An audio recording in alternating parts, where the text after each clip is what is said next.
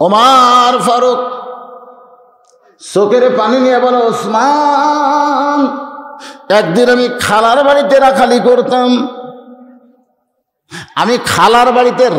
করতাম, আমি ছাগল চড়াইতাম। সন্ধ্যার সময় ছাগলগুলো যখন ফেরত আনতাম, আমার খালা আমার কান ধরে বলতো, ওমর, কয়টা ছাগল নিয়ে ময়দানে গেলি আর কয়টা ছাগল ফেরত আনলি? আমি ছাগল গুনে দিকে 2-4টা কম। আমি আবার দৌড় দিতাম, এক দৌড়ে ছাগলগুলো খুঁজে খুঁজে বের করে খালার কাছে যখন জমা দিতাম, খালা আমার মাথার চুল ধরে বলতো, ওমর, যেই ভুল আজকে করেছো, এই ভুল যদি আগামীকাল করো, তোমার রাখালির চাকরি কিন্তু ক্যান্সেল করে দিব।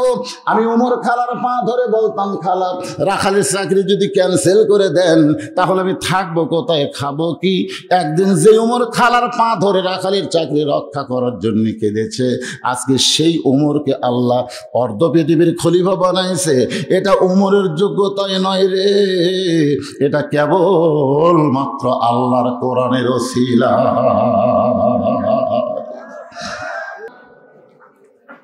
যেই কোরআনকে আজকে আপনারা তাফসীর শুনবেন, সকলকে লক্ষ্য করে বলতেছি, এই কোরআনটা আসলে কি আমাদের একটু নিজের চোখে দেখার দরকার আছে না নাই? কিন্তু আমরা কেউ দেখতেছি না। এক নেতা বলতেছে, আপনাদের সন্তানগুলোকে মাদ্রাসায় দিবেন।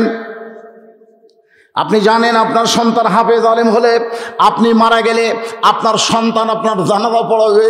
ভাষণ দিয়ে নেতা নামার পরে বললাম, ভাই, আপনার কয় ছেলে মাদ্রাসা দিচ্ছেন? আর কথা কয় না। মানে যারা গরিব গুরবে এতিম অসহায় তারা মাদ্রাসায় পড়বে, আর নেতাগের ছেলে সব ইংলিশ মিডিয়ামে পড়বে। আল্লাহর কোরআন কি? যেই কোরআন নিয়ে হযরত ওমর অর্ধ পৃথিবীর খেলাফতি করেছেন। একদিন হযরত ওমর মসজিদের মেম্বরে বসে নিজের গালে নিজে চড় মারতেছেন। এই ডান হাতে ডান গালে চড় মারে, বাম হাতে বাম গালে চড় মারে। ওমর ফারুক একা একা নিজের গালে নিজে চড় মারতেছেন। এমন সময় ওসমান গনি মসজিদের মধ্যে ঢুকে বলে, আমির আল মুমিনিন, আপনি কি পাগল হয়ে গেলেন? নিজের গালে নিজে কেন চড় মারতেছেন? ওমর ফারুক বলে, ওসমান রে, এই মসজিদের মেম্বরে বসে অতীতের কথা আমার মনে হয়ে যায়। এই মসজিদের মেম্বরে বসে অতীতের কথা মনে হয়ে যায়। ওসমান গনি বলেন, আপনি অর্ধ পৃথিবীর খলিফা, আপনি অর্ধ পৃথিবীর খলিফা। ওমর কান্দার বলে, ওসমান, কোন নেতা যদি বর্তমান নিয়ে চিন্তা করে, ওই নেতা আসল নেতা না। প্রকৃত নেতা হলো অতীত আর ভবিষ্যৎ নিয়ে চিন্তা করা লাগবে। অতীতে আমি কি ছিলাম? এই আপনারা কি ছিলেন আপনারা জানেন, আমার চেয়ারম্যান ভাই কি ছিল চেয়ারম্যান জানে, কিন্তু আমি কি ছিলাম আপনারা জানেন? অতীতে আমি রাস্তায় রাস্তায় দাওয়াত নেওয়ার জন্য ঘুরতাম। কোনো টুপিওয়ালা দাড়িওয়ালা মানুষ গেলি আমি বলতাম, কে ভাই আপনাদের গ্রামের মাহফিল হচ্ছে? তো কয়, না ভাই হয়নি। তা আমাকে একটু দাওয়াত দেন ভাই, প্রদান না করলে দ্বিতীয় করেন। তখন লোকজন কয়, না না, আমাদের বক্তা ঠিক হচ্ছে। আমার অতীত, আমি রাস্তায় দাওয়াত ভিক্ষা করতাম, দাওয়াত নেওয়ার জন্য ঘুরতাম। আর আমার বর্তমান এত মানুষের চাপ, আমি 3 তলা শুয়ে থাকি, আমার 2টা লোক থাকে, হুজুর নাই। আমি কিন্তু সব দেখতেছি সিসি ক্যামেরা, যে লোকজন আছে ঘুরতেছে, আর আমি ভয়ে নামতেছি রে, কারণ নামলি আমার চাপে ধরবি। আমি চিন্তা করলাম, আমার অতীত হলো রাস্তায় ঘোরা দাওয়াত নেওয়া, বর্তমান হলো লুকিয়ে থাকা, কিরে আমার ভবিষ্যৎ কি? আমার ভবিষ্যৎ যখন মসজিদে নামাজ পড়তে যাই, তখন নামাজ পড়ার আগে আমি খাটনির দিকে 3 বার তাকাই। মসজিদে খাটনি থাকে না বারান্দা, আমি 3 বার তাকাই আর বলি, বদরসি 3 তলা লুকে থাকি, যেদিন মারা যাবে এই খাটনিতে করে সাদা কাপড়ের কাপড়ে চকলেটের মতন মোড়ায়া অন্ধকার কবরে রেখে আসবে।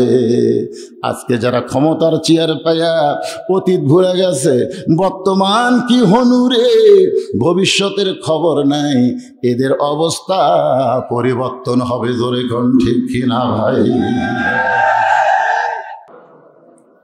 ফাযকুরুনি আযকুরকুম আশকুরুলি ওয়ালা তাকফুরুন। এই আয়াতের বাংলা অর্থ হলো যে আল্লাহকে স্মরণ করবে, আল্লাহও তাকে স্মরণ করবেন। খুশি না বেজার? আমরা যখন বলবো আল্লাহ আল্লাহ আল্লাহ, তখন আল্লাহ কি বলবে? বান্দা বান্দা বান্দা। একবার আপনি আল্লাহ বললে আল্লাহ 10 বার বান্দা বান্দা বলবে। ধরে কোন সুবহানাল্লাহ। আল্লাহ বলেছেন অশকুরুলি, তোমরা শুকুর গুজার করো, ওয়ালা তাকফুরুন, তোমরা কুফরি করো না। এরপরে আল্লাহ বলতেছেন ইয়া আইয়ুহাল্লাযীনা আমানুস্তাঈনু বিস-সাবরি ওয়াস-সালাহ ইন্নাল্লাহা মা'আস-সাবিরিন।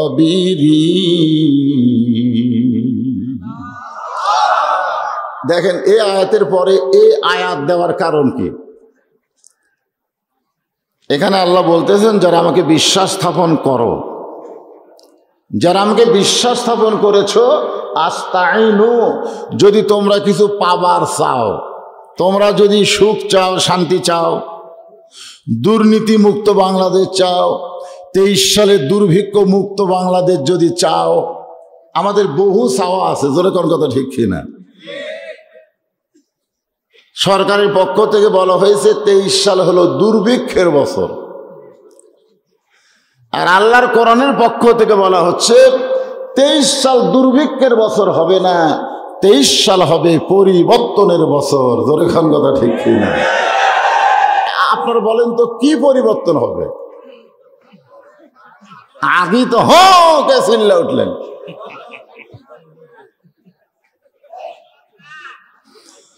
হয়তো বলবেন হুজুর আপনি কেমনে বুঝলেন পরিবর্তন হবে না দুর্ভিক্ষ হবে, আপনি কেমনে বুঝলেন? আমি বলতেছি রাসূল বলেছেন ইত্তাকু ফিরাসাতাল মুমিনিনা ফাইন্নাহু ইয়ানজুরু বিনূরিল্লাহ। মুমিনদের দৃষ্টি নজরকে তোমরা ভয় করো, যারা প্রকৃত মুমিন হবে তারা তোমাদের মতন দেখে না, তারা যা দেখে আল্লাহর কোরআন দিয়া। ইয়ানজুরু বিনূরিল্লাহ, নূর মানে কি? এজন্য আমাদের খুব খেয়াল করা লাগবে মসজিদের মাহফিল, মসজিদের মাহফিল, ঠিক না? এই মসজিদটা তৈরি হয়েছে কোথায়? যতদিন 13 বছর নবী মক্কায় ছিলেন কোনো মসজিদ তৈরি করেনি। মক্কার 13 বছরের জীবনে রাসূল একটা মসজিদও তৈরি করেনি। মসজিদ তৈরি হয়েছে সর্বপ্রথম মদিনায়। মসজিদ তৈরি হয়েছে সর্বপ্রথম কোথায়? কথাটা খেয়াল রাখবেন। মসজিদ আসলে কি? যে মসজিদের উদ্যোগে আজকের মাহফিল, হ্যাঁ এই মসজিদটা আগে আমাকে জানা লাগবে। এই মসজিদের মেম্বরে বসে এক সময় হযরত ওমর অর্ধ পৃথিবী পরিচালনা করেছে। সুবহানাল্লাহ বলেন। কোনো সিংহাসনের দরকার হয়নি, গণভবন বঙ্গভবন দরকার হয়নি, এই মসজিদ থেকে কাম সারছে। আজকে সেই মসজিদের মেম্বর আছে, সেই মসজিদের মেহরাব আছে, সেই মসজিদে আজকে এমন একজন ইমাম নিযুক্ত হয়েছে যেই ইমামটা হক কথা বলতে গেলে মসজিদ কমিটি তার টুটি চাপে ধরবার চায়। জোরে খান কথা ঠিক কিনা? এমনও মসজিদ আছে যে মসজিদের ক্যাশিয়ার সুদের ব্যবসা করে। হ্যাঁ এই মসজিদের খবর আমার কাছে আছে। এমনও মসজিদ আছে যেই মসজিদের সভাপতি ঘুষের বড় চাকরি করে। এখন গরিব ইমাম, আজকে বাংলাদেশের অধিকাংশ মৌলানারাই হলো গরিব। যখন কি কথা কয় না, গরিব গরিব। এই গরিব হুজুরেরা যখন হক কথা মেম্বার থেকে বলবার চায়, তখন কেশিয়ার সভাপতি কয় আমার জাকাত ফেতরা খেয়ে তুই মৌলবি হলি রে, আর তুই আমার বিরুদ্ধে ওয়াজ করিস। আমাদের বাংলাদেশের এই কোরআনের শিক্ষা থেকে তৈরি হয়েছে, ঠিক কিনা বলেন? এই জন্য আজকে আপনাদের দিকে খেয়াল করে বর্তমান বাংলাদেশের প্রেক্ষাপট, মান্দার অবস্থা সব কিছু লক্ষ্য রেখে এই আয়াতকে নিয়ে আমি তাফসীর করার নিয়ত করলাম। আপনারা বলেন তো, এই মসজিদে যে নামাজ আমরা আদায় করি, এই মসজিদে যে 5 ওয়াক্ত নামাজ আমরা আদায় করি, এটা কি নামাজ পড়া না কায়েম করা? হ্যাঁ, আপনার গোটা কোরআন শরীফ পড়ে দেখেন তো কোনো জায়গায় নামাজ পড়ার কথা আছে? ইকরাউস সালাত, নামাজ পড়ো, এ কথা আল্লাহ একবারও কয়নি। আল্লাহ যতবার বলেছে আকিমুস সালাত, আকিমুস সালাত মানে নামাজ কায়েম করো। জোরে কোন, কি করো? নামাজ কায়েম করো মানে কি? নামাজকে প্রতিষ্ঠা করো। এখন এই নামাজ প্রতিষ্ঠা কে করবে? আমাদেরকে ওয়াজ করে, আমাকে বলে হুজুর এমন ওয়াজ করবেন যেন যুবকেরা 5 ওয়াক্ত নামাজে হয়। আমাকে অনেকে বলে হুজুর এমন ওয়াজ করবেন মেয়েরা যেন পর্দানিশী হয়। হুজুর এমন ওয়াজ করবেন, আমাদের এলাকায় বিষা দিয়া যুবকেরা ফেন্সিডিল ইয়াবা খেয়ে নষ্ট হয়ে যাচ্ছে। আমাকে আগেই বলে এই বিষয়গুলো আমাকে তুলে ধরে যে এইগুলো নিয়ে ওয়াজ করবেন। আপনারা বলেন তো, স্বয়ং জিবরাইল, আমি তো বলছি একটা সাধারণ, স্বয়ং জিবরাইল এসে এখানে যদি বক্তা সাজে ওয়াজ করে, আপনারা বলেন তো যুবকেরা নামাজ ধরবে? কথা কয় না। স্বয়ং জিবরাইল রে, স্বয়ং জিবরাইল এসে যদি বক্তা সাজা ওয়াজ করে, তারপরেও যুবকেরা নামাজ ধরবে না।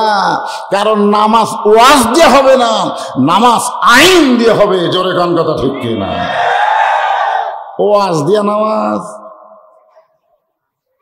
আল্লাহ কোরআনে বলেছে আল্লাযীনা ইম্মাক্কান্নাহুম ফিল আরদ, জমিনের মধ্যে কাউকে যখন ক্ষমতা দেওয়া হবে, সে যদি মুসলমান হয়, সে যদি ইমানদার হয়, সেই নেতার 1 নম্বর দায়িত্ব হলো আকামুস সালাত, নামাজ কায়েম করা, নামাজ প্রতিষ্ঠা করা। সুন্দর সুন্দর মসজিদ করবেন, মসজিদের উন্নয়ন হবে, কিন্তু মসজিদে মুসল্লি হবে না। 2-4টা মুসল্লি বুড়া বয়সে সিয়াল্লিয়া মসজিদত যাবি। জোরে কোন, কথা ঠিক কিনা? মানে যখন ছিল চামড়া টাইট, আল্লাহর সাথে করছে ফাইট, যখন হচ্ছে চামড়া ঢিল, সিয়াল্লিয়া দিছে মিল। কে বাবা সিয়ার কেন?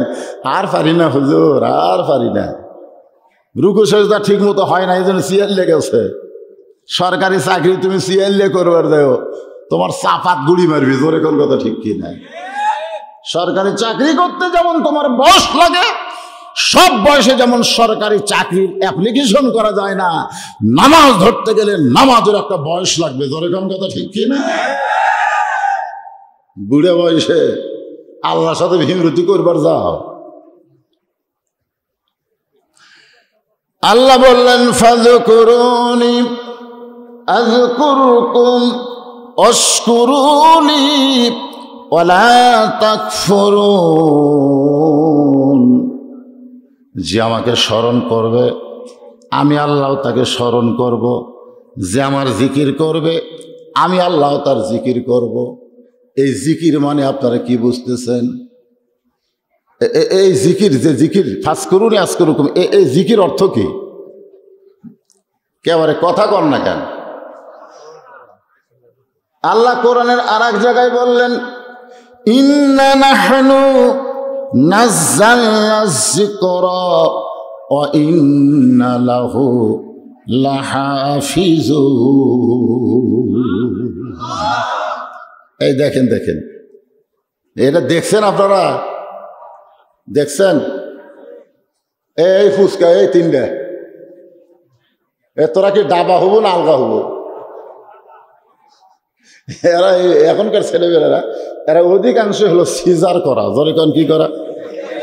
এই যে প্রধান অতিথি কইল না যে মা 57, কত সবচাইতে বেশি কষ্ট সহ্য করতে পারে 45, আর মায়ের হয় 57। এখনকার মায়েরা 57 পায়। একটা ভ্যান চালায়, তারই বউ সিজার করবে, সিজার করবে, বুঝেন না? এখন খালি সিজার আর সিজার। আমার দাদি কইছে তোর টাইনা বার করে দেয়, তোর মাথা এত বড়, এই বার করে দেয় তোর মাথা লম্বা হয়ে গেল। পরে আমরা থাবে থাবে মাথা গোল করছি। এই সেই মা, সেই মা। আর এরা কি সেই মা? খালি কাটিছে আর বার করছে। এরা ঘুমের মধ্যে আছিল, মানে হওয়ার সময় হয়নি, তার 3 দিন আগে পেট কেটেছে। তাহলে বুঝতেছেন না? এই সিজার করা গুলো একটা উঠা যাবে না।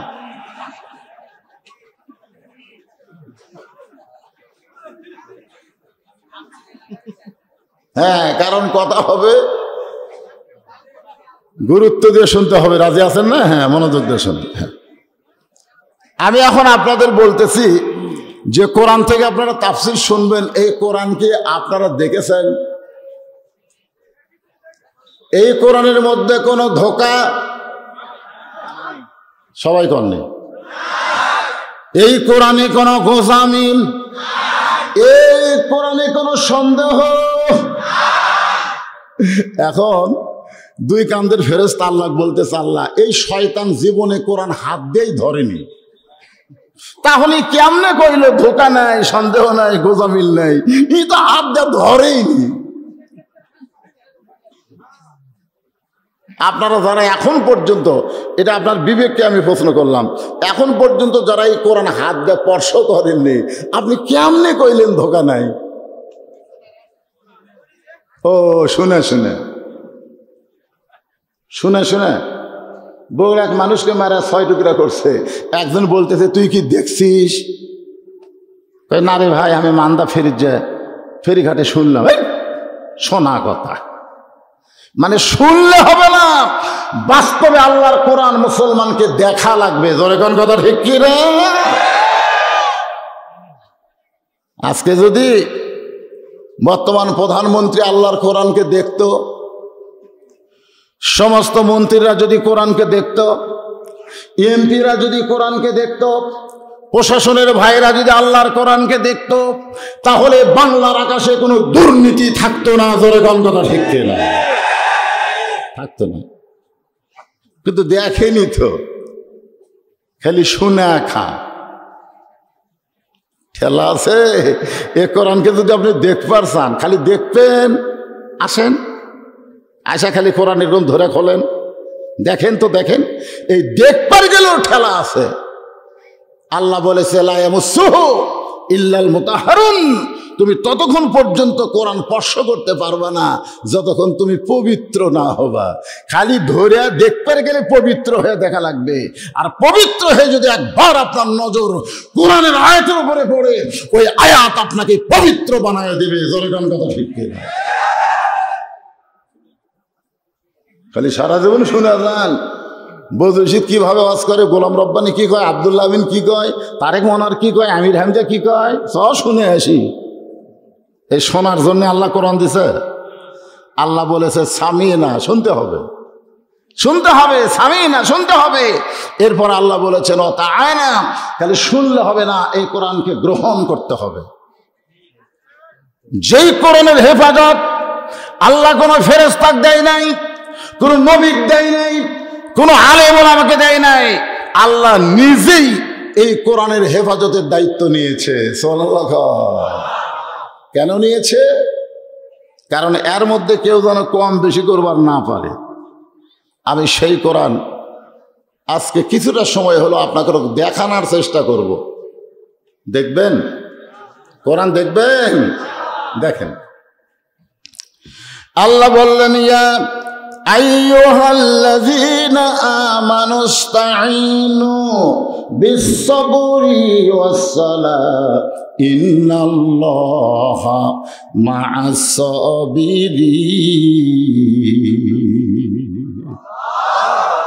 আল্লাহ বলেছেন ধৈর্য ধারণ করা লাগবে। ধৈর্যশীলদের সঙ্গে কে আছে? আপনার অন্তর থেকে বলেন তো, কোন জায়গায় গেলে আমাদের ধৈর্য সবচাইতে কম? একে অন্তর থেকে কোন কথাটা দেখবেন, মসজিদের মধ্যে 5 মিনিট পরে আসরের জামাত হবে। 5 মিনিট। এই 5 মিনিটের মধ্যে আপনি কয়বার ঘড়ি দেখেন? আপনি নিজে ঘড়ি না থাকলেও পাশের লোকটাকে বলেন কয় মিনিট? 4 মিনিট। কিছুক্ষণ পর আরেকজন বলে, ভাই কয় মিনিট? কয় 3 মিনিট। আজ ঘড়ি লড়তেছে না ভাই, আজ ঘড়ি লড়তেছে না। ওই লোকটায় শ্বাসটালে বসে ঘন্টার পর ঘন্টা আড্ডা গলি মারতেছে, একবারও ঘড়ি দেখতেছে না। ধরে কোন কথা ঠিক কিনা? আল্লাহ বলেছেন, কদ আফলাহা মান তাযাক্কা ওয়া যাকারা ইসমা রাব্বিহি ফাসাল্লা। এদের ধারণা আশেপাশের কোনো মাহফিলের থেকে হয়তো বক্তা ওয়াজ করতে করতে লোকজন কমে যায়, এদের ধারণা। কিন্তু বজরুশিদের ওয়াজে তো এরকম হয় না, ঠিক কিনা বলেন? তবে কমিটির লোকের একটা ধারণা, যদি লোক 10টা কমে যায় তাহলে আমরা 10 100 টাকা কম পাবো। এই জন্য আমাকে বলতে, হুজুর আপনি যতক্ষণ ওয়াজ করেন, যত সাটান ইচ্ছা মতো ওয়াজ করবেন।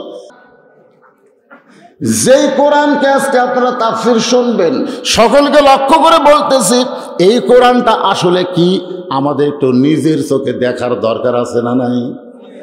কিন্তু আমরা কেউ দেখতেছি না। এক নেতা বলতেছে, আপনাদের সন্তানগুলোকে মাদ্রাসায় দিবেন। আপনি জানেন আপনার সন্তান হাফেজ আলেম হলে, আপনি মারা গেলে আপনার সন্তান আপনার জানাজা পড়াবে। ভাষণ দিয়ে নেতা নামার পরে বললাম, ভাই আপনার কয় ছেলে মাদ্রাসা দিচ্ছেন? আর কথা কয় না। মানে যারা গরিব গুরবে এতিম অসহায় তারা মাদ্রাসাত পড়বে, আর নেতাগের ছেলে সব ইংলিশ মিডিয়ামে পড়বে। আল্লাহর কোরআন কি? যেই কোরআন নিয়ে হযরত ওমর অর্ধ পৃথিবীর খেলাফতি করেছেন। একদিন হযরত ওমর মসজিদের মেম্বরে বসে নিজের গালে নিজে চড় মারতেছেন। এই ডান হাতে ডান গালে চড় মারে, বাম হাতে বাম গালে চড় মারে। ওমর ফারুক একা একা নিজের গালে নিজে চড় মারতেছেন। এমন সময় ওসমান গনি মসজিদের মধ্যে ঢুকে বলে, আমির আল মুমিনিন, আপনি কি পাগল হয়ে গেলেন? নিজের গালে নিজে কেন চড় মারতেছেন? ওমর ফারুক বলে, ওসমান রে, এই মসজিদের মেম্বরে বসে অতীতের কথা আমার মনে হয়ে যায়। এই মসজিদের মেম্বরে বসে অতীতের কথা মনে হয়ে যায়। ওসমান গনি বলেন, আপনি অর্ধ পৃথিবীর খলিফা, আপনি অর্ধ পৃথিবীর খলিফা। ওমর কান্দার বলে, ওসমান, কোন নেতা যদি বর্তমান নিয়ে চিন্তা করে, ওই নেতা আসল নেতা না। প্রকৃত নেতা হলো অতীত আর ভবিষ্যৎ নিয়ে চিন্তা করা লাগবে। অতীতে আমি কি ছিলাম? এই আপনারা কি ছিলেন আপনারা জানেন, আমার চেয়ারম্যান ভাই কি ছিল চেয়ারম্যান জানে, কিন্তু আমি কি ছিলাম আপনারা জানেন? অতীতে আমি রাস্তায় রাস্তায় দাওয়াত নেওয়ার জন্য ঘুরতাম। কোনো টুপিওয়ালা দাড়িওয়ালা মানুষ গেলি আমি বলতাম, কে ভাই আপনাদের গ্রামের মাহফিল হচ্ছে? তো কয়, না ভাই হয়নি। তা আমাকে একটু দাওয়াত দেন ভাই, প্রধান না করলে দ্বিতীয় করেন। তখন লোকজন কয়, না না আমাদের বক্তা ঠিক হচ্ছে। আমার অতীত, আমি রাস্তায় দাওয়াত ভিক্ষা করতাম, দাওয়াত নেওয়ার জন্য ঘুরতাম। আর আমার বর্তমান এত মানুষের চাপ, আমি 3 তলা শুয়ে থাকি, আমার 2টা লোক থাকে, হুজুর নাই। আমি কিন্তু সব দেখতেছি সিসি ক্যামেরা, যে লোকজন আসে ঘুরতেছে, আর আমি ভয়ে নামতেছি রে, কারণ নামলি আমার চাপে ধরবে। আমি চিন্তা করলাম, আমার অতীত হলো রাস্তায় ঘোরা দাওয়াত নেওয়া, বর্তমান হলো লুকিয়ে থাকা। কিরে, আমার ভবিষ্যৎ কি? আমার ভবিষ্যৎ যখন মসজিদে নামাজ পড়তে যাই, তখন নামাজ পড়ার আগে আমি খাটনির দিকে 3 বার তাকাই। মসজিদে খাটনি থাকে না বারান্দা, আমি 3 বার তাকাই আর বলি, বদরশি 3 তলা ঢুকে থাকি, যেদিন মারা যাবে এই খাটনিতে করে সাদা কাপড়ের কাপড়ে চকলেটের মতন মোড়ায়া অন্ধকার কবরে রেখে আসবে। আজকে যারা ক্ষমতার চেয়ার পায়া অতীত ভুলে গেছে, বর্তমান কি হনুরে, ভবিষ্যতের খবর নাই, এদের অবস্থা পরিবর্তন হবে। জোরে কোন ঠিক কিনা ভাই?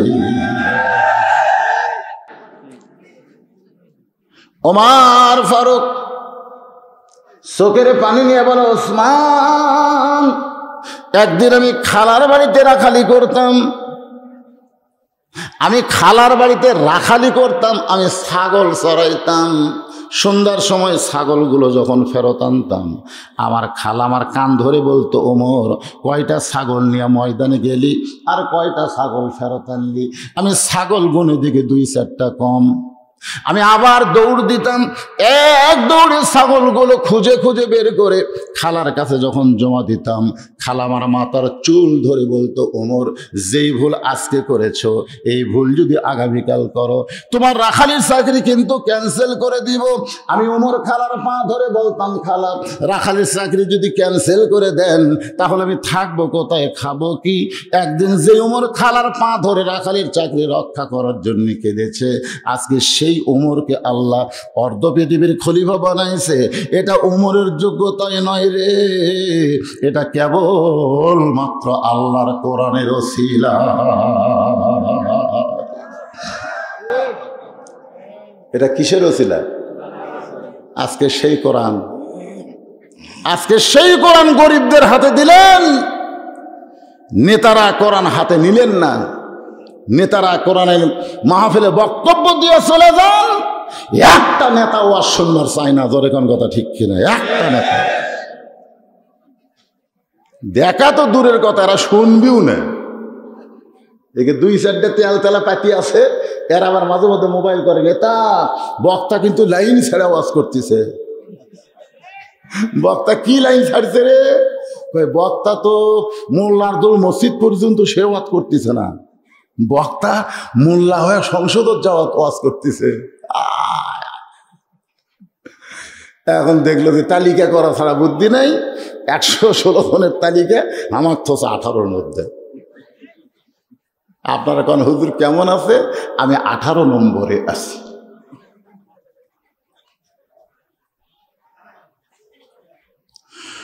ওমর ফারুক চিন্তায় পড়ে গেলেন, যেই কোরআন আমাকে রাখাল থেকে অর্ধ পৃথিবীর খলিফা বানাই দিল, এই কোরআনটা আসলে কেমন আমি নিজের চোখে দেখতে চাই। সুবহানাল্লাহ।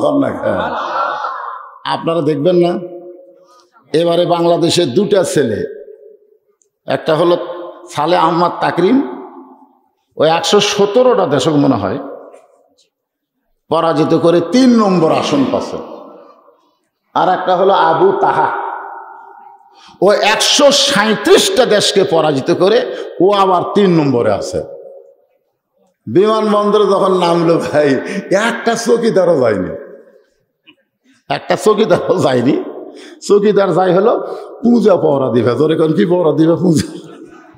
আমার এলাকার সবগুলো চৌকিদার গেছে পূজা পহরা দিবে। তাই কে রে ভাই, ওরা পূজা করে তোরা পহরা দিস কেন?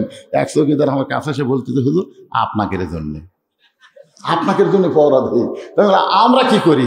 বলে কেউ যদি পূজা ওই মূর্তির হাত ভাঙে, দোষ কিন্তু সরকার আপনাকে দিবে, যে হুজুরের মধ্যে কেউ ভাঙিছে, এই জন্য আপনার জন্য বিপদে না পড়েন, এই জন্য আমরা পহরা দিই। ওরা তো ভাঙ্গার জিনিস, ভাঙবি হুজুর। আমি বললাম ভাঙ্গার জিনিস ভাঙবি মানে? বলে 10মীর দিনে ওরাই ভাঙবি, ওরাই ভাঙবি। তা আমি কইলাম এইগুলো পহরা দিয়া তোমাদের অভিজ্ঞতা কি? তখন এক চৌকিদার বলতে, হুজুর আমাদের অভিজ্ঞতা হলো ওরা অনেকগুলো খাবার দেওয়া যায়, যে তারকে 10 হাত 2 হাত তীর ধরে আছে, ওরকে সামনে অনেকগুলো খাবার দেওয়া যায়, সে পায়েস সন্দেশ হয়, কিন্তু ওরা তো হাতও লড়াই না, খায়ও না, ওটা আমরা খাই। আর বৌসলের জন্য ব্যাগ ভরে বাড়ি দিয়ে আসি। তা আমি কইলাম তাহলে তো ভালোই অভিজ্ঞতা। এক চৌকিদার বলতেছে, হুজুর মারাত্মক অভিজ্ঞতা হলো, একদিন আমরা একটু অলস ঘুমের মধ্যে গেছি, যেই ঘুমের মধ্যে গেছি হঠাৎ চেতন পায় দেখি এক কুত্তে মারতেছে, এক কুত্তে এসে সবাই খাচ্ছে, 10 হাত লেদায় খারাপ হয়ে আছে, কিছুই করছে না। এতগুলো হাত থাকতে যাই, কুত্তে খেতাবার পারে না, থাকাবার ওরা।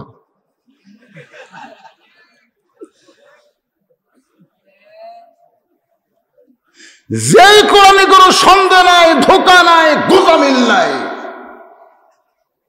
সেই কোরআনের হাফেজ এতগুলো দেশকে পরাজিত করে বাংলাদেশে আসলো। যদি কোনো মন্ত্রীর বেটা হতো, যদি কোনো এমপির ছেলে হতো, যদি কোনো ডিসিএসপির ছেলে হতো, আমার মনে হয় ওখানে সরকারিভাবে তাদের সম্বর্ধনা দেওয়া হতো। জোরে কোন কথা ঠিক কিনা? কিন্তু খোঁজলে দেখেন ওর বাপ অটো ভ্যান চলায়, অটো ভ্যান, যার ব্রেক নেই। এই কোরআনটা দেখতে কেমন আপনার বলেন তো? বাংলাদেশের মুসলমান আমাদের দেখার দরকার আছে না নাই? হযরত ওমর ফারুক ছদ্মবেশে আল্লাহর কোরআনকে দেখার জন্যে ইন্না নাহনু নাযালনা যিকরা ওয়া ইন্না লাহু লাহাফিজুন, আসলে কোরআনকে আল্লাহ হেফাজত করবে না আল্লাহ ওয়ালারা করবে, এইটা নিজের চোখে দেখার জন্যে। কারণ নবী যখন মক্কা বিজয় করে কাবা ঘরের মধ্যে ঢুকলেন, মক্কা বিজয় করে আল্লাহর কাবা ঘরে ঢুকলেন, ঢোকার পরে দেখে 360টা মূর্তি। আল্লাহর ঘরের মধ্যে কয় মূর্তি? উমর ফারুক নবীর পিছনে পিছনে ঢুকে বলতেছে, সি সি, আল্লাহর ঘরে মূর্তি। তা আল্লাহ রাসূল কয়, উমর সিসি করো কেন? বলে সিসি করার কারণ হলো আল্লাহর ঘরের মধ্যে মূর্তি ঢুকালো, আল্লাহ কি করলো? রাসূল কয়, উমর আল্লাহ কি করা দরকার ছিল? উমর কয়, মনে করেন ইয়া রাসূলুল্লাহ, আবু জেহেল একটা মূর্তি নিয়ে ঢুকলো, যেই ঢুকলো তখন একটা ফেরেশতা আল্লাহ কাবা ঘরের দরজা খাড়া করে তুলল যে মূর্তি নিয়ে ঢুকতি বাম হাতে একটা করে চড় মারবো, কেন আল্লাহর ঘর সেজদা দেওয়া লাগবে, মূর্তি ঢোকান যাবি না। যেরকম ঠিক কিনা? তা আবু জেহেল কেবল মূর্তি নিয়ে দরজা ধারে গেছে আর আন্ধারা চড়, যেরকম কি চড়, কারণ ফেরেশতা তো দেখা যায় না, এখানে গায়েবী একটা চড় মারছে। আবু জেহেল মূর্তি ফেলে দেয় 3 ঘুরেন খাসে। এখন আবু সুফিয়ান বলতে যে, ভাই তুই তো মূর্তি নিয়ে যে ঘুরেন খেলু, আমি একটা হাতত লিয়েছি, আমি কি যাবো? আবু জেহেল বলতে খালি যাইয়া দেখ, খালি যাইয়া দেখ, চড় কিন্তু হবে আন্ধারা মার। আপনার বলেন তো, একটা মূর্তি কাবার মধ্যে ঢুকবি? কিন্তু 360টা ঢুকলো, আল্লাহ কিছুই করলো না। রাসূল বললেন, ওমর, কাবা আল্লাহর ঘর হতে পারে, কিন্তু কাবার আশেপাশে যদি আল্লাহওয়ালা না থাকে তাহলে মসজিদের মধ্যে যেমন ধুলাবালি ঢুকে, মসজিদের দরজা খোলা থাকলে মানুষ নাই, গরু ঢুকছে। জোরে কোন কি ঢুকছে? দরজা খোলা বসে গরু ঢুকছে। মুয়াজ্জিন কয়, এ কার গরু রে, কার গরু রে? মসজিদের মধ্যে ঢুকছে। গরুওয়ালা বলতেছে, চাচা অত চিনলেন কেন? অবলা জানোয়ার বোঝে না, এই জন্যই ঢুকছে। আমি ঢুকি? আমি তো ঢুকি নাই, গরু থেকে ঢুকছে। মসজিদের উন্নয়ন হলো মসজিদের আশেপাশে আল্লাহওয়ালারা থাকতে হবে। জোরে কোন কথা ঠিক কিনা? আজান শোনা তো যায়, আকামত শোনা যায়, আকামত শোনা যায়, তাও মসজিদের পাশের বাড়ির লোকটা নামাজ পড়ে না। আপনাদের মসজিদের আশেপাশে নাই? এ কথা কোন আশেপাশে আছে না? আমি এবার বলছিলাম কুরবানিতে যারা নামাজ পড়ে না, এক শালাকও কুরবানির গোশত দেবো না, একটা শালাকও নয়। গরিবেরা কুরবানির আগে নামাজ ধরছে, নামাজ ধরছে, গোস্ত পাওয়া যাবে হুজুর, নামাজ না পড়লে গোস্ত দিবি না, কারণ আল্লাহ বলেছে ইন্না সালাতি ওয়া নুসুকি, আগে নামাজ তারপরে কুরবানি। জোরে কোন কথা ঠিক কিনা? গোস্ত খাওয়ার জন্য সব নামাজি হলো, যেই কুরবানি হয়ে গেছে আর নাই। কেরে কি খবর? আবার কুরবানি আসুক, আবার ধর্ম।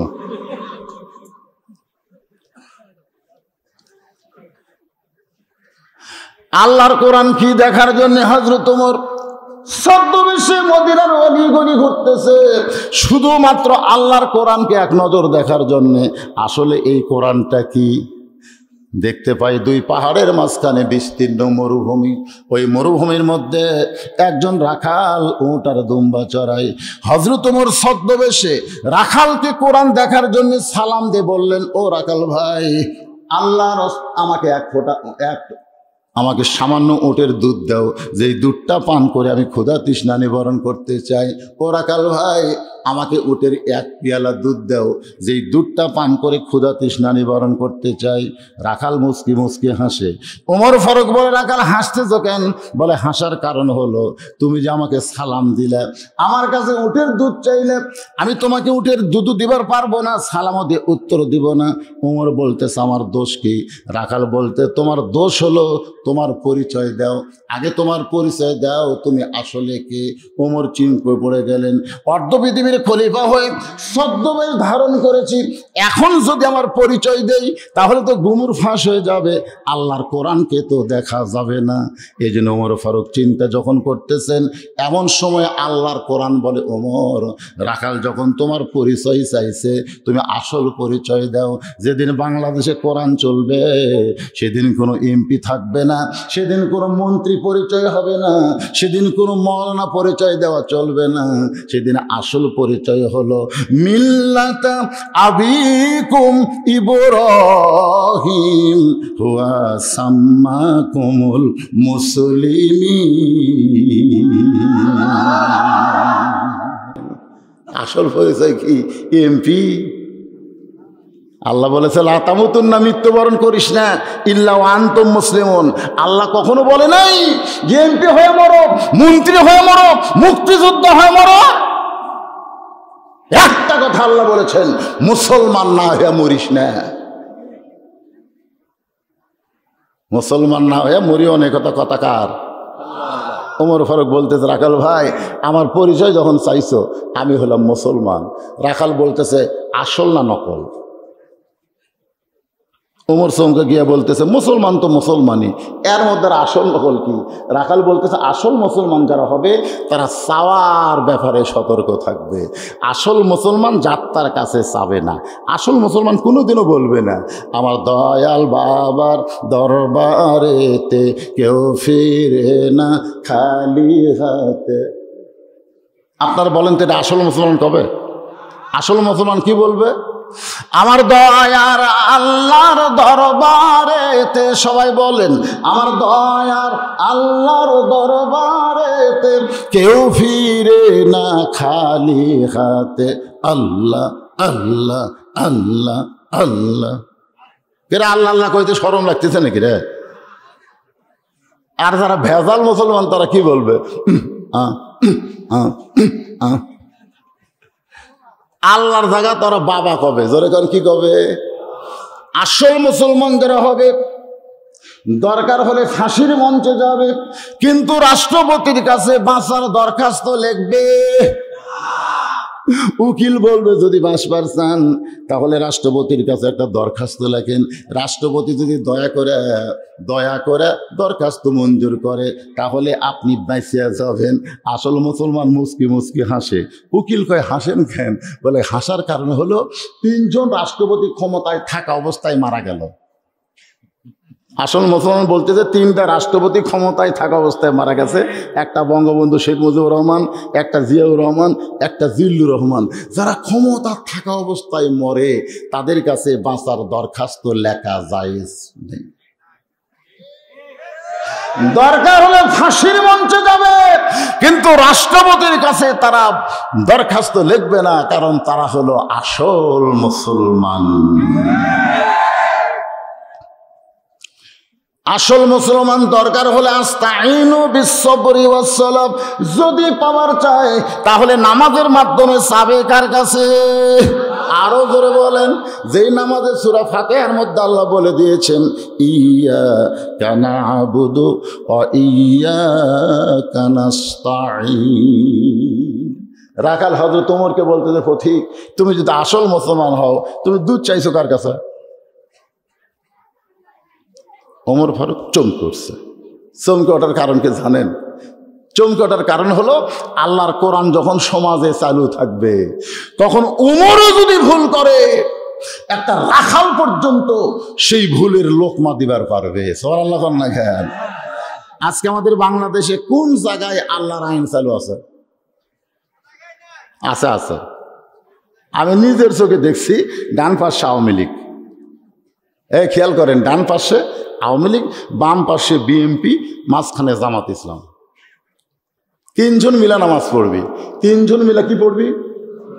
নামাজ। আওয়ামী লীগের নেতা বলতে যে কে রে ভাই, আমরা যে 3 জন নামাজ পড়বো, ইমামতি করবি কে? তখন বিএনপি বলতে যে আমি আকামত দিবার পারি ভাই, ইমামতি আমি পারি না, তো আকামত পারি। আর আওয়ামী লীগ বলতেছে আমি তো সারা জীবন পড়ে গেছি রে, কোনোদিন পড়াইব। তখন জামাত ইসলাম বলতেছে আমি যুদ্ধ অপরাধী ভাই, এখন তোমরা যদি চাও তাহলে সামনে যাই। জামাত ইসলাম সামনে গেছে, আওয়ামী লীগ হলো স্বাধীনতার স্থপতি আর বিএনপি হলো স্বাধীনতার ঘোষক। আর যুদ্ধ অপরাধী সামনে গিয়া যখন নিয়োগ পড়তেছে তখন আওয়ামী লীগ বিএনপি বলতেছে ইক্তেদাইতুল ইমাম, তুমি আমাকে নেতা। ফেরেশতা গায় আল্লাহ, এরা বাইরে আওয়ামী লীগ বিএনপি জামাত আর ভিতরে এক কাতার, ব্যাপার কি? আল্লাহ বলতেছে মসজিদ আমার, আমার ঘরের মধ্যে বাহিরের কোনো নীতি চলবে না, এক আল্লাহর আইন চলবে। জোরে কোন কথা ঠিক? মসজিদ যেরকম আমরা আল্লাহ দিছি ভাই, গোটা বাংলাদেশ যদি আল্লাহ সেইভাবে দিবার পারি, মসজিদ আল্লাহ, মান্দা আল্লাহ, মসজিদ আল্লাহ, নগাঁও আল্লাহ, মসজিদ আল্লাহ, বাংলাদেশ আল্লাহ, খালি এইভাবে আল্লাহ দিয়ে দেন, তখন দেখবেন সব মুসলমান এক কাতার হবে। জোরে কোন কথা ঠিক কিনা? তাহলে বাংলাদেশে কোন জায়গায় আল্লাহর আইন চলতেছে? মসজিদে। জোরে কোন জায়গায়? কারণ মসজিদের নেতা, মসজিদের ইমাম যদি ডবল টাইটেল দাওরা পাস হয়, কোন একদিন আসরের নামাজ 4 রাকাত 3 রাকাতে বসে গেছে, সেই নেতা ডবল টাইটেল দাওরা পাস, আসরের নামাজ কয় রাকাত? ইমাম সাহেব 3 রাকাতে বসে গেছে, পিছন দিক থেকে 4 নম্বর কাতার থেকে এক ভ্যান আলা, আল্লাহু আকবার। ইমাম মনে মনে কয় বসছি ঠিক আর উঠবো না। মানে 5 বছরের ক্ষমতা পাইয়া কেউ যদি কয় 10 বছর আমি ক্ষমতা ছাড়বো না, আপনারা এর নাম কি কবেন? স্বৈরাচারী কবেন না? জোরে কোন স্বৈরাচারী না? স্বৈরাচারী না, কথা কর না কেন? স্বৈরাচারী না? ইমাম বলতেছে এতদিন 4 রাকাত পড়াচ্ছি, আজকে 3 রাকাতে আমি বসছি ঠিকই, উঠবো না। এই মনে করি ইমাম যদি স্বৈরাচারী হয়ে বসাই থাকে, আপনারা বলেন তো সব মুসল্লি ইমামের পক্ষে না ভ্যানালার পক্ষে? কারণ কি? কারণ কি? মসজিদের মধ্যে আপনার নেতার বিরুদ্ধে গেলেন, ভ্যানালার পক্ষে গেলেন, তাহলে সমাজের মধ্যে কোন ইমাম যদি এরকম স্বৈরাচারী করে তাহলে অবশ্যই জনগণের পক্ষে নেতার বিরুদ্ধে থাকতে হবে। কিন্তু না,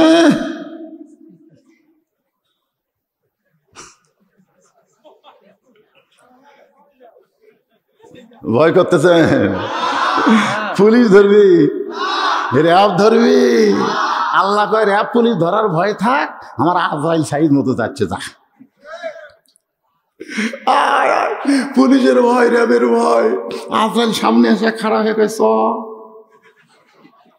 তখন কোথায় ভাই? সারা জীবন পুলিশ ধরবি, র্যাব ধরবি, চিন্তা করলি, আজরাইল যে ধরবি একবারও চিন্তা করিসনি? মুসলমান অন্য কোনো ধরার চিন্তা করে যায় আনা যাবে না। আল্লাহর কোরআনকে যদি বাংলার জমিনে দেখতে চান তাহলে আজরাইল ধরার চিন্তা করা লাগবে। ধরা পড়বে নি যদি ফুলগুলো হয় অভিমানী ঝরে যায়, আমি মালা গেথে বলো কারে পরাবো, সে যে কেন এলো না, কিছু ভালো লাগে না, কবরে আসুক তারি।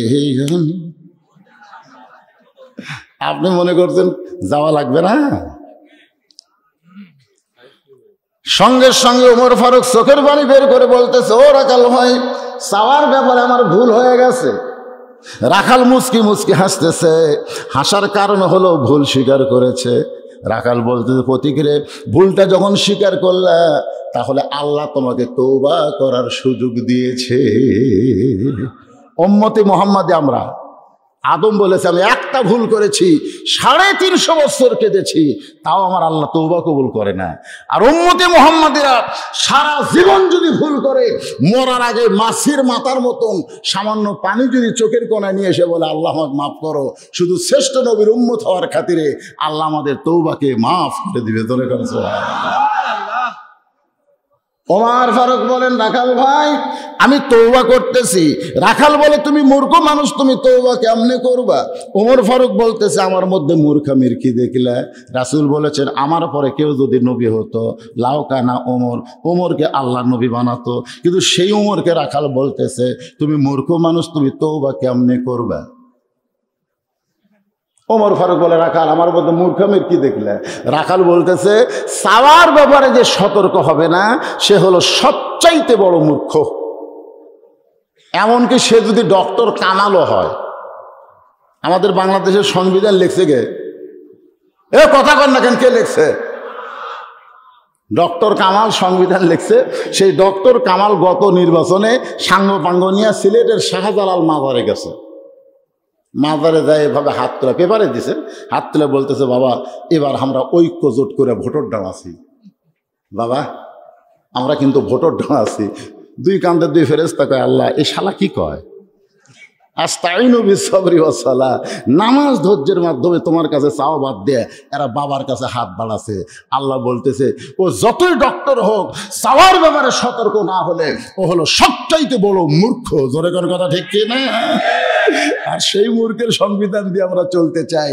অনেকে বলে পবিত্র সংবিধান, আসলে কোনো সংবিধান পবিত্র না, একটাই মাত্র সংবিধান পবিত্র, যার নাম হলো আল্লাহর কোরআন। জোরে কোন কথা ঠিক? রাখাল বলে, আমি তওবা পড়াই, তুমি আমার সঙ্গে তওবা পড়ো। এবার রাখাল হযরত ওমরকে তওবা পড়াচ্ছেন। আপনারা যারা মাগরিব এশার নামাজ পড়েন নাই, ফজর পর্যন্ত বাঁচার গ্যারান্টি আছে? জোরকার বাঁচার গ্যারান্টি আছে। আর যারা এশা মাগরিব পড়েছি যেইভাবে পড়া দরকার আমরা সেইভাবে হয়তো পড়তে পারি নাই, এ কারণে আমরা সকলে একযোগে তওবা করব। আপত্তি আছে? তাহলে আমার সঙ্গে সকলে পড়েন, আস্তাগফিরুল্লাহ। পড়েন ভাই, আস্তাগফিরুল্লাহ রব্বি মিন কুল্লি জামবি ওয়া তুবু ইলাইহি লা হাওলা ওয়ালা কুওয়াতা ইল্লা বিল্লাহিল আলিয়্যিল আযীম। ওমর ফারুক তওবা করার পরে বলতেছে, ও রাখাল ভাই, আল্লাহর ওয়াস্তে উটের এক পেলা দুধ দাও, যেই দুধটা পান করে ক্ষুধা তৃষ্ণা নিবারণ করতে চাই। রাখাল মুচকি মুচকি হাসে। ওমর ফারুক বলে, রাখাল হাসতে তো কেন? রাখাল বলতেছে, তওবা করার পরে তুমি আবার মুনাফিকি করলে। তুমি এখনই তওবা করে আবার মুনাফিকি, এই আমার দিকে খেয়াল করেন, তওবা করার পরে মুনাফিকি করলে। আপনার বলেন তো, ওমর ফারুকের সামনে কেউ যদি মুনাফিক কয়, ওমরের চেহারাটা কি হবে? যে রাস্তা থেকে শয়তান চল্লিশ যায় না, তাকে বলতেছে মুনাফিকি করলে। ওমর ফারুক রাখে, এই তোর মুখে যা আসে তাই বলিস কেন? আমার মতো মুনাফিকের কি দেখলে? রাখাল বলতেছে, এই মেয়ে এত গরম হয়েছিস কেন? রাখাল তো আর জানি না ওই মালটা কে, জানেতে সদ্য বেজে এত গরম হয়ে কেন? লিমা তাকুলু মা লা তাফালুন, তোমার মুখের সাথে অন্তরের মিল নাই। ওমর ফারুক বলে, রাখাল আমার মুখের সাথে অন্তরের মিল নাই কেমনে বোঝো? রাখাল বলতেছে, তুমি সত্যি করে বলো তো, আমি কি উটের মালিক? সত্যি করে বলো, আমি যদি উটেরই মালিক হতাম তাহলে তুমি আমাকে রাখাল বললে কেন? আর যখন আমাকে রাখাল বলেছ তখন তোমার মন বলতেছে আমি উটের মালিক না। আর মালিক বাদ দিয়ে রাখালের কাছে কেউ যদি আল্লাহর হস্তেও চায়, রাখাল দিবার পারবে না। মনে করেন আমি একটা রাখাল, আপনার একটা মাহফিল থেকে কেবল টেস্ট থেকে নামছি, নামতে এক লোক দৌড়ে এসে হাতের মধ্যে চকচকা 100 টাকা নোট দিয়ে কয়, হুজুর দোয়া করেন। তো টাকা দেখে তো আমার খুব লোভ হলো, চকচকা যায়। তো টাকা পকেটে থুয়ে বললাম, ভাই কি দোয়া? আমার বইয়ের বেটা একটা বাচ্চা আইছে, আল্লাহ যেন পুত্র দেয়। যেই পুত্রের কথা বলছে তখন আমি বুঝবার পারছি হামাক দেওয়া হবে না, কারণ হামাকে আল্লাহ 3টা মেয়ে দিয়েছেন। এখন পর্যন্ত আমার কোনো পুত্র হয়নি। প্রথম মেয়ে হওয়ার পরে যতবার বইয়ের পেটে বাচ্চা আইছে প্রত্যেকবার দোয়া করছে, আল্লাহ একটা পুত্র দেও আল্লাহ। তা আমার দোয়া দিয়ে আমার বইয়ের দায় পুত্র হয়নি, তো অড্ডা হবে। আমি পকেট থেকে 200 বের করে দিলাম। ও কয়, হুজুর আমি তো টাকা চাইনি, দোয়া চাইছি। আমি গেলাম, পাগলা তুইও যা হতে, আমি 3টা মেয়ের বাপরে, আমাকে আল্লাহ পুত্র দেয়নি, আর আমার দোয়া দিয়ে তোর বইয়েরটা হবে? তখন কয়, হুজুর আমার টাকা আমাকে দেন, আপনি ঢাপ নিলেন। যেই টাকা দিয়েছি মারছে দৌড়। পিছন দিক থেকে আটকে বললাম, কোথায় যাবি? বলে, যেই হুজুরের বেটা ছোলা আছে আমি সেই হুজুরের কাছে দোয়া চাবো। আমি কইলাম, কোন হুজুরের কাছে না, কোন পীরের কাছে না, কোন মাজারে নয়, পাইতে যদি চাও ইয়া আইয়ুহাল্লাযীনা আমানুস্তাঈনু বিস-সাবরি ওয়াস-সালাহ ইন্নাল্লাহা মা'আস-সাবিরিন। রাখাল হযরত ওমরকে বলে, পথিক সত্যিই যদি আল্লাহর রাস্তে উঠে এক পেলা দুধ চাও, তাহলে এখানে মালিকের বাড়ি 10 মাইল দূরে ওই মালিকের বাড়ির দরজা দিয়ে বলো, মালিক, ও মালিক, তোমার রাখাল উট আর দুম্বা চড়াই, তুমি মালিক যদি হুকুম দাও তাহলে রাখাল আল্লাহর হস্তে উটের এক পেলা দুধ দিবে। ওমর ফারুক বলে, রাখাল ভাই, অত দূর মালিকের বাড়ি যাওয়ার দরকার আমার নাই। ধরো তোমাকে 2টা টাকা দিলাম, এই 2টা টাকার বিনিময়ে তুমি উটের এক পেলা দুধ দাও। রাখাল চিল্লায় বলে, পথিক, তুমি কি হযরত ওমরকে চেনো? সুবহানাল্লাহ কোন। রাখাল হযরত ওমরকে বলতে, পথিক, তুমি কি হযরত ওমরকে চেনো? যে ওমর আল্লাহর আইন দিয়ে রাষ্ট্র চালায়, কোরআন দিয়ে রাষ্ট্র চালায়, সেই ওমরের গুপ্ত বাহিনী যদি দূর থেকে দেখবার পায় তুমি আমাকে 2 টাকা ঘুষ দিছ, আর আমি মালিক বাদ দিয়ে তোমাকে উঠে এক পেলা দুধ দিলাম, তাহলে তোমাকেও ধরবে আমাকেও ধরবে। এই বয়সে কি তুমি ধরা পড়বার চাও? ওমর ফারুক বলে, রাখাল রে, সত্যিই তো তাই, এই বুড়া বয়সে ধরা পড়ার কি দরকার? চলো তাহলে পাহাড়ের গুহার মধ্যে যায়, তোমাকে তো গোপনে 2টা টাকা দেব, আর তুমি গোপনে উটের এক পেলা দুধ দিবে, তাহলে তোমার মালিকও জানতে পারবে না, ওমরের গুপ্ত বাহিনী বুঝতে পারবে না। রাখাল চিল্লায় বলে, তুমি ভণ্ড, তুমি ভণ্ড, তুমি ভণ্ড। ওমর ফারুক বলে, রাখাল, আমার মধ্যে ভণ্ডামির কি দেখলাম? রাখাল বলে, পথিক, যেখানে ওমরের গুপ্ত বাহিনী দেখতে পায় না, আমার মালিক জানতে পারে না, সেখানে রাখালের আল্লাহ দেখতে পায়। শুধু আল্লাহ দেখতে পায়, এই বিশ্বাস যদি আমাদের কলিজার থাকতো, আমি একলাই 100টা ভোট মেরে পারতাম না। জোরে কোন কথা ঠিক কিনা? সকালে এসে গল্প করতেছে, ফেরে পাগলা, এতগুলা মারলো, কেউ দেখেনি। না না, দরজা জানলা বন্ধ করে মারছি, দেখবি কে? তখন 2 কান্দে 2 ফেরেশতা বলতেছে, আল্লাহ, এই শয়তান কি কয়? এই যে কয় দরজা জানলা বন্ধ করে মারছি, কেউ দেখেনি, তা আমরা কান্দত কি ঘুম পাচ্ছি?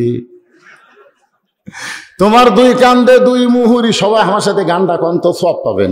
তোমার 2 কান্দে 2 মুহুরি লেখিতেছেন ডায়েরি, 2 কান্দে 2 মুহুরি লেখিতেছেন ডায়েরি, দলিল দেখে রায় দিবে, দলিল দেখে রায় দিবে, টাকা পয়সার নাই কারবার।